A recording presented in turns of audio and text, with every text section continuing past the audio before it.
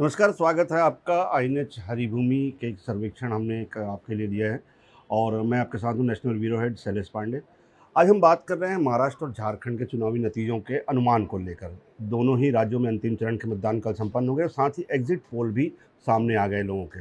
लेकिन जिस तरह से कयासों का दौर लग रहा था, वो कयास ये थे कि कहीं न कहीं महाराष्ट्र में जिस तरह से महायुति और महा विकास अघाड़ी में एक कांटे की टक्कर हो रही थी। कांटे की टक्कर इसलिए कहीं न कहीं जो नारे हैं और जो दल है सहयोगी दल, उनके बीच में जो कॉन्फ्लिक्ट थे, उसको लेकर ये माना जा रहा था कि वोटिंग में कहीं न कहीं झुकाव जो है दोनों ही दलों की तरफ होगा।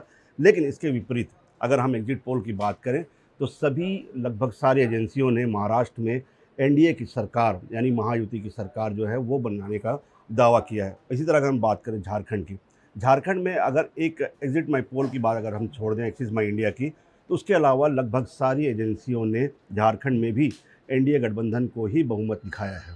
अब आपको हम विस्तारवार बताते हैं किस तरह से आईएनएच और हरिभूमि के एक विश्लेषण में। पहले हम हरिभूमि की बात कर लें। आप देख सकते हैं हरिभूमि ने जो एक विश्लेषण दिया है, उसके मुताबिक सारे कयासों को झुठलाते हुए एक बार फिर भाजपा गठबंधन वो कांग्रेस इंडिया गठबंधन पर, इंडिया अलायंस पर भारी पड़ती दिख रही है।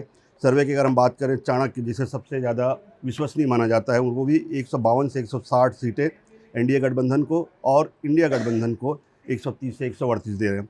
इसी तरह हम बात करें मैट्रिक्स की, तो 150 170 और एमवीए को 110 130 के आसपास। इसी तरह हम बात करें टाइम्स नाउ की 150 से 167 के बीच में और एमवीए को 107 125। हालांकि इन्होंने अन्य जो अदर हैं, छोटी जो क्षेत्रीय पार्टियां हैं और निर्दलीय जो लोग हैं, उन्हें भी कहीं न कहीं 8 से 10 सीटें जो हैं सभी एजेंसियां दे रही है। तो इस तरह ये साफ तौर पे दिख रहा है कि महाराष्ट्र में एक बार फिर महायुति एनडीए गठबंधन की सरकार बनते जा रही है। अब हम बात कर लेते हैं झारखंड की। झारखंड को लेकर जिस तरह से बातें की जा रही थी, ख़ास तौर पर चंपई सोरेन का अलग होना और लगातार हेमंत सोरेन पर ईडी के छापे, उसके बाद गिरफ्तारी और जिस तरह से आदिवासी अस्मिता की बात हो रही थी, उसको लेकर माना जा रहा था कि कहीं न कहीं लोगों की सहानुभूति जो है वो सोरेन परिवार के प्रति है। लेकिन इसके विपरीत अगर हम बात करें एग्जिट पोल की, तो 81 सीटों में जहाँ पे 41 में बहुमत आना है। एक्सिस माई इंडिया की बात कर सकते हैं, आप देख सकते हैं जिन्होंने, मैंने कहा कि अकेली एजेंसी है जिन्होंने झामुमो गठबंधन को चंपई सोरेन के अलग होने के बाद भी 53 सीटें सबसे ज़्यादा दी है और वहीं एनडीए को 25। लेकिन अगर हम बात करें बाकी एजेंसियों की, तो सभी में कहीं न कहीं 10 से 12 सीटों के फ़र्क के साथ में एनडीए गठबंधन की सरकार बनाने का यहाँ पर दावा किया है, तमाम विश्लेषणों के बावजूद। इस तरह अगर हम महाराष्ट्र में पोल्स ऑफ पोल्स की बात करें, सबसे बड़ी जो यहाँ पे दिलचस्प बात देखने को ये मिलती है कि बहुमत का आंकड़ा काफ़ी दूर है।